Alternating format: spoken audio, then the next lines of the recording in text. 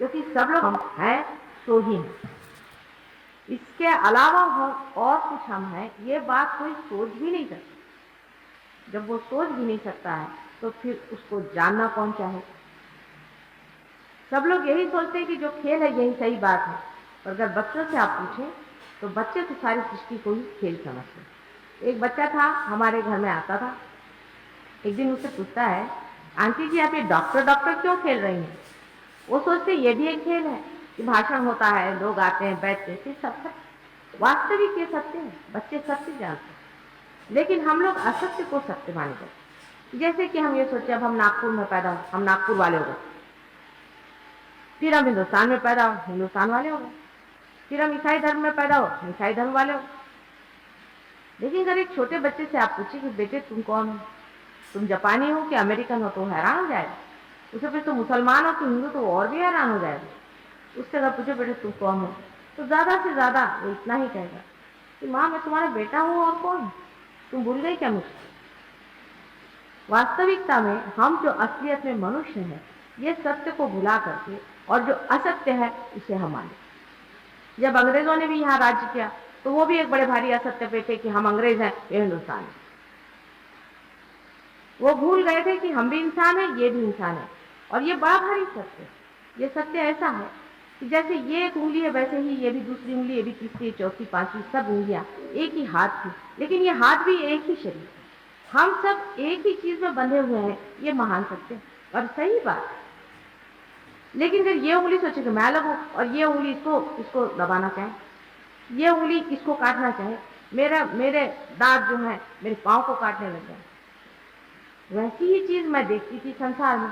मुझे समझ में नहीं आता था कि लोगों से कैसे बताएं कि भाई तुम सब एक हो। इसलिए जरूरी था कि सबको ये तो महसूस हो कि इसका दर्द इसको भी लगे और इसका दर्द इसे भी लगे।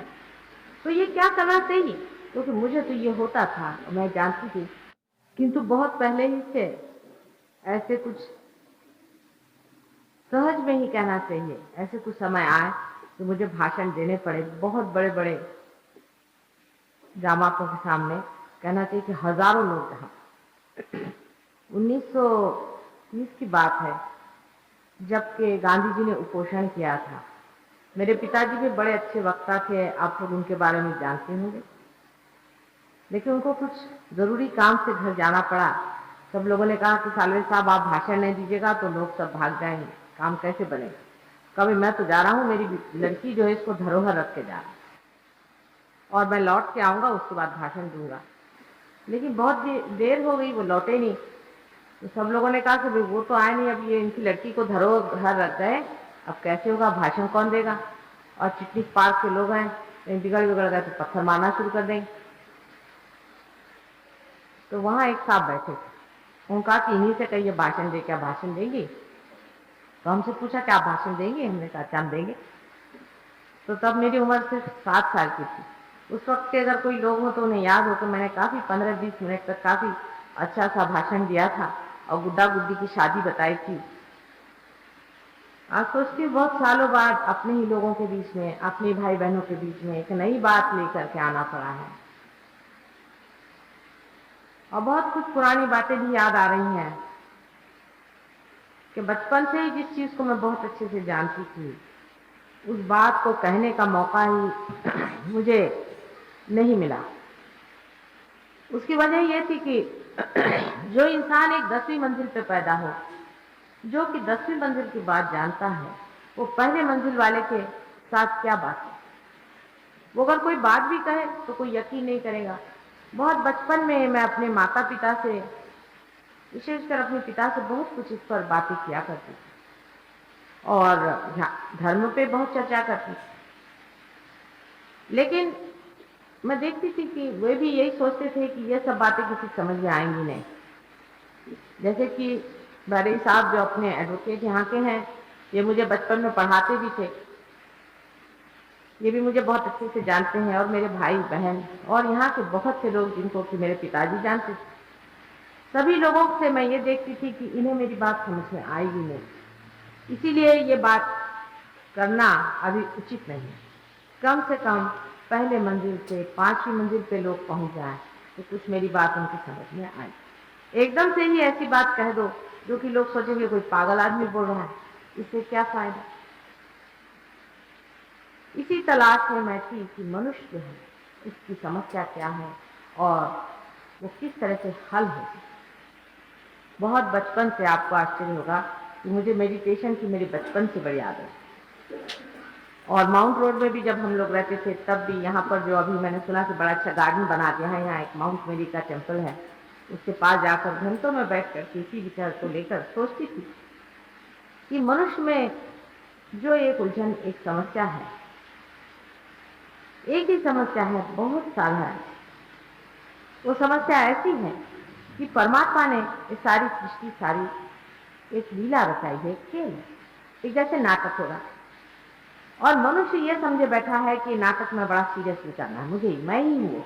जैसे समझ लीजिए कोई आदमी है, उससे कहा कि तुम शिवाजी बने और तुम शिवाजी का खेल खेलो। अब वो सोचने लग जाए कि मैं शिवाजी हो गया, तो इस पागलपन को कैसे हटाएगा। अभी जो बारी साहब ने कहा वो बात सही है कि जब ये बम्बई आए तो मुझसे इन्होंने कहा था, रेफरेंस उन्होंने बताया नहीं, इन्होंने मुझसे कहा कि तुम इतना, तुम्हें भाषण का ये है और इतनी तुम डायनामिक हो, सब कुछ है, तो तुमको तो चाहिए कि पॉलिटिकल फील्ड में आए, तुम्हारे जैसे पॉलिटिकल फील्ड में आए। मैंने कहा भाई मुझे माफ करो, मेरे बस का रोग नहीं। जब बहुत कुछ ये करने लगे कि मेरे दिमाग में ऐसी बातें आ रही, मेरे दिमाग में ये बात आ रही कि तुम्हारे साथ तो तुम ये हो सकता है, पॉलिटिकली तुम ये कार्य कर सकती हो, तुम्हारे जैसी निष्ठुर स्त्री मिल नहीं सकती। तो मैंने कहा कि मेरे तो दिमाग में एक प्रकाश का गोला घूम रहा है। ये मैंने इनको जवाब दिया था, क्योंकि वजह यह है कि वो तो घूम रहा था बहुत दिनों से ही, लेकिन उसे मैं कैसे लोगों को समझाऊं कि ये चीज़ क्या है, जो कुछ भी मैं देख रही हूँ वो चीज़ क्या है, ये बड़ा भारी मेरे सामने था। इसीलिए मैंने थोड़ा मेडिकल की भी स्टडीज की कि समझ लें कि इसे इंसान क्या करता है। तो एक हाई पेइंग सैलरी के लिए, बहुत बड़े प्रमोशन के लिए आपको आना चाहिए। लेकिन यही खोजते खोजते मैं बहुत साधुओं के पास गई। किसी ने कहा तुम मेरी शिष्या हो जाओ, किसी ने कहा कुछ हो जाओ। मैंने कहा अच्छा ठीक है। हरिद्वार में भी मैं एक साधु जी थे, उनके पास बहुत दिन रही, फिर और भी बहुत सारे साधुओं के पास। धीरे धीरे मुझे ये पता हो कि सब 420 लोग, इनको कुछ भी नहीं मालूम है भगवान भगवान के बारे में, ये कुछ भी अपने बारे में नहीं जानते, कुंडलिनी के बारे में कुछ नहीं जानते हैं। सब पैसा ऐसे ऐसे मतलब है इनको, या तो औरतों को चक्कर। सब बेकार के लोग हैं, इनमें कोई पवित्रता नहीं है, सब झूठे। मुझे तो सच्चा साधु बहुत ही विरला लगता है, बहुत ही विरला है। और जो है भी, कोई एक आध दो सच्चा साधु है भी, तो वो जंगलों में। इसलिए मुझे बड़ी निराशा है कि धर्म के नाम पे जितना लोग झूठ करते हैं, मेरे ख्याल से और किसी भी चीज में, किसी भी धंधे में नहीं, लेकिन धर्म का जो धंधा बना के रखा है, पैसा कमाने का धंधा बना के रखा है, इससे बढ़ के घृणित बात तो कोई हो नहीं सकती। इसीलिए आपने ये भी सुना होगा कि ईसा मसीह ने, जो कि इतने शांति के पुजारी थे, उन्होंने भी एक बार हंटर लेकर के जो लोग मंदिर में दुकानें लगाकर बैठे थे उनको मारना सीखा। अपने यहाँ तो मंदिरों में दुकानें लगाकर जो बैठते हैं उनको तो कोई मारता सीखता है नहीं, लेकिन जो मंदिर की दुकान बनाए बैठते हैं, जो भगवान को वो रास्ते में बेच रहे हैं और करोड़ों रुपया जिन्होंने इकट्ठा कर लिया है, करोड़ों रुपए का जिन्होंने फॉरेन एक्सचेंज कमाया, सबको बेवकूफ बना बना करके, और भूत विद्या, स्मशान विद्या, प्रेत विद्या आदि से उनको पागल बना करके और उनको लूट रहे हैं, इससे बढ़ के अधर्म और पाप संसार में कोई है। ये पाप की गति उनके सर से तो उतर ही नहीं सकती, क्योंकि वो सिर्फ आपका पैसा ही नहीं नोचते। पैसा नोचना है लेने, वो आपकी जेब काटना है लेने, कोई हर्ज है, उससे कोई हर्ज नहीं बनता, क्योंकि ये तो सब विनाशी चीजें हैं, ये तो इसी संसार में रहने वाली है। लेकिन वो आपका जो अंदर का शक्ति का स्रोत जो कुंडलिनी है, उसी को जब खराबी कर देते हैं, उसी के मार्ग को खराब करते हैं और प्रेत विद्या और भूत विद्या से आपको भ्रष्ट कर देते हैं, तब उनको जान लेना चाहिए कि ये पैसे की गठरी न कोई ले गया है और न ले जाए, लेकिन पाप की गठरी ले जाने पर उनका क्या हाल है। लेकिन इनमें से तो बहुत से राक्षस के अवतार हैं, बड़े बड़े राक्षस हैं ये लोग, जो संसार में आए हैं, भगवान का नाम कहते हैं, है राक्षस। इन लोगों को मैंने बहुत नजदीक से देखा और मैंने जाना कि इतने मायावी लोग हैं कि इनका चक्कर ही जबरदस्त। जैसे कि सीता जी को उठा के रावण ले गया था, बेचारी सीता जो साक्षात आदिशक्ति थी, उसे पता नहीं चला कि ये रावण मुझे ले। उसी तरह के महादुष्ट आकर के संसार में ये दुष्ट कार्य कर, और ये प्रेत विद्या और स्मशान विद्या के कारण ही अपने संसार में इतनी खराबियां और बुराइयां आती, क्योंकि ये गंदी गंदी आत्माएं आकर के अच्छे भले आदमी को बेकार करते। उसकी इस बुद्धि को नष्ट कर। इनके हाथों में खेलना गलत बात। हम जब किसी भी कार्य को एकदम से उद्विग्न होकर करते हैं तब सोच लेते हैं कि हम सही कर रहे हैं, लेकिन जब वो काम खत्म हो जाता है तो इतना दुख लगता है, इतनी पीड़ा होती है कि कितने महामूर्ख थे, पता नहीं ये कैसे काम हमने कर लिया। वास्तविकता इसमें